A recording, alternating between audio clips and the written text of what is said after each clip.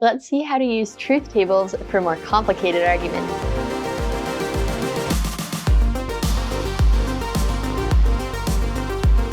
Welcome to Critical Thinking Scan, where we look at how you can think about any faith-challenging message and arrive at a biblical, logical conclusion yourself. I'm Patricia Engler, and today let's look at part 2 of how to spot formal fallacies or faulty argument structures by drawing truth tables. Like we saw in part 1, the great thing about truth tables is they let you check if an argument is valid, even if you don't know whether its premises are true. We covered the basics of truth tables last time. Now we'll apply those rules to a more complicated argument. It goes like this. If we didn't see death and suffering in the world, or if God always kept bad things from happening, then I could believe in a loving God. We do see death and suffering in the world, and God does not always keep bad things from happening. Therefore, I cannot believe in a loving God. To make a truth table for this argument, the first thing to do is to represent each simple statement or basic positive claim with a letter. Let's use P for we see death and suffering, Q for God always keeps bad things from happening, and R for I can believe in a loving God. That means not P will be it is not the case that we see death and suffering, not Q will be God does not always keep bad things from happening, and not R will be I cannot believe in a loving God. So let's start filling out a truth table with all possible truth values for P, Q, and R.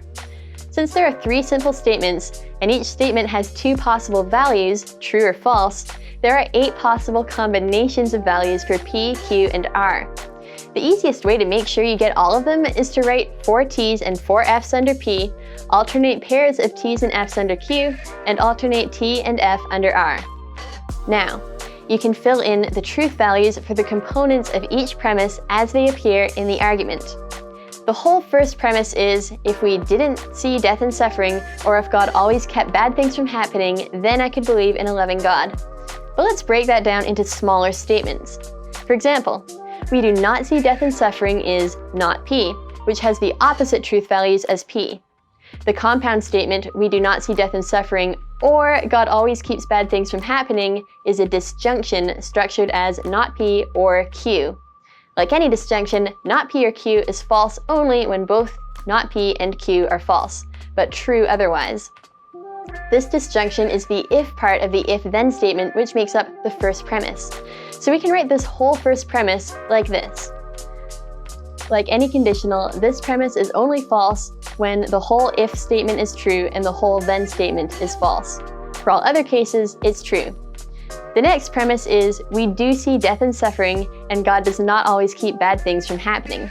This is the negation of the if statement in the first premise, which we can write like this. So it has the opposite truth values of not P or Q. Finally, the argument's conclusion is, I cannot believe in a loving God, or not R. So it has the opposite truth values of R. There, that's the truth table. Now to see if this argument is invalid, we look for a row in the truth table where both premises are true and the conclusion is false. And sure enough, that's the case for this row. So this argument is invalid. In fact, you might have noticed it boils down to a case of denying the antecedent, a fallacy we've seen earlier. So that's an example of how you can figure out this argument is invalid without knowing anything else about the argument. In this case, though, if you understand the history the Bible teaches, you know the answer to why we see death and suffering in the world involves Adam's sin. But you can find out more about that in the linked resources.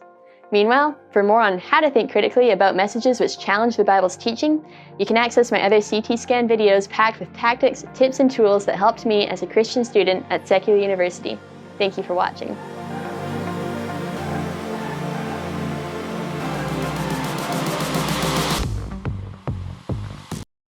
Hey, it's Patricia. Just wanted to let you know that if you like these videos, a free, easy way to help Answers in Genesis Canada produce more content and equip more people to defend their faith is to hit that like button, subscribe to our channel, click the bell, and of course share these resources.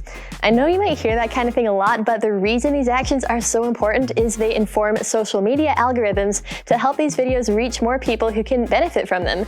And that's especially helpful because advertising is super expensive.